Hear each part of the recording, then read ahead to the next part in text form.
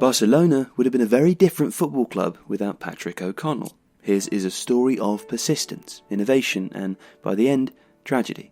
For a long time, the story of Don Patricio, as he was known in Catalonia, went untold, but now he is recognised as one of the most important figures in Barcelona's history. Born in 1887 in Dublin, Ireland, O'Connell spent his teenage years working at a bakery. He played football whenever he could for several local clubs, Frankfurt, Stranville Rovers and Liffey Wanderers, and impressed enough to earn a professional contract with Belfast Celtic in 1909. An imposing central defender, he was soon noticed by clubs in England. Sheffield Wednesday secured his signature, but he struggled to establish himself in Yorkshire and left after 3 years to join Hull City. With Hull, O'Connell played more often and performed more consistently. It was his displays at international level that truly caught the eye. For Ireland, he excelled. He was part of the team that won the British Home Championship in 1914, the first and last in the country's history. A move to Manchester United followed, but a betting scandal and the disruption of the First World War effectively ended O'Connell's playing career at the top level. He played in Scotland and for a string of English clubs in the lower leagues before retiring at Ashington. It was with Ashington that he began on his journey as a coach. In the northeast of England, O'Connell was alone, away from his wife and 4 children. He became increasingly distant. Then, after a season in charge of the club, he disappeared. His family didn't know where he was until they began to receive letters from Santander, a city in northern Spain. O'Connell had embarked on a new adventure in a new country, one that would shape the rest of his life. In 1922, he replaced Englishman Fred Pentland at Racing Santander. How he got the job remains a mystery.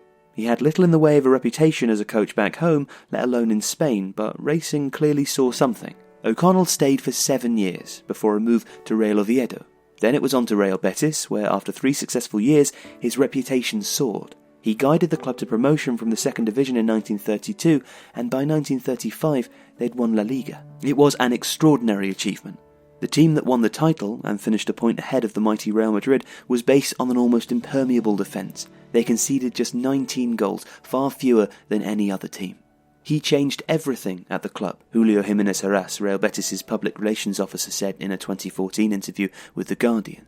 His professionalism was amazing, his fitness and tactical ideas ahead of his time, and he was really warm and charismatic. His players loved him. O'Connell's achievement alerted the attention of Barcelona, and he was appointed by the club shortly before the beginning of the Spanish Civil War, and it was unfortunate timing. The situation was so tumultuous that Barcelona was struggling to continue. A number of foreign players were sent home as the conflict escalated, but O'Connell, despite being told he could return to Ireland, chose to stay. Barcelona could not afford to pay him, but he was determined to help the club regain some stability. In August 1936, Josep Sunyol was killed by pro-Franco forces. For many, that was enough to prompt an exit, but not for O'Connell. Barcelona's situation was increasingly precarious. They'd run out of money and O'Connell was no longer receiving a salary. They were, crucially, offered a chance to raise funds in 1937 when a Catalan businessman who'd moved to Mexico, Manuel Masoriano, asked the club to tour North America. Barcelona agreed, and O'Connell and his players sailed to Mexico, where they played 6 exhibition matches. 4 more were played in New York, and the funds raised were enough to save the club. Only 4 players returned to Barcelona with O'Connell. Many stayed in Mexico to seek asylum from the war, but he played a central role in securing the future of the club. The remainder of O'Connell's career was spent in Spain, though further accolades evaded him. He didn't return to his family. He'd met another woman in Sevilla and married her. She was, like his first wife, called Ellen and from Ireland.